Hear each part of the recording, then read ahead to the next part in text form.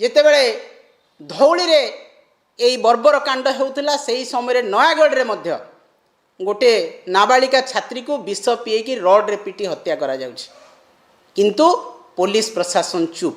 आज धौली घटना रे 2 जन को गिरफ करी पुलिस चुप होइकी बसचंती। आउ जणे कुआडे गला आपण धरि पारु नाहंती।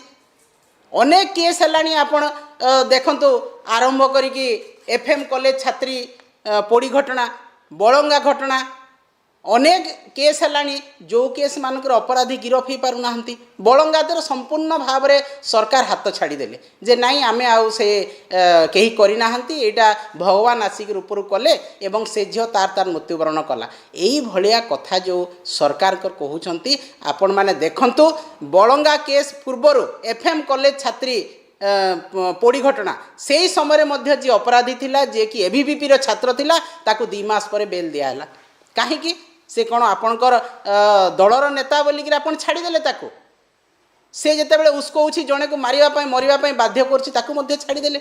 तो ये अपराधी को जदि दंड विधान करा जाई पारिबो नाही, अपराधी जदि खोला बुलिबे, अपराधी जदि गिरफ होगी आर दिन बीजेपी विधायक मानक चापरे जदि पुलिस छाड़ीदेव ताहेले तो रेगुलार ये भाया हम।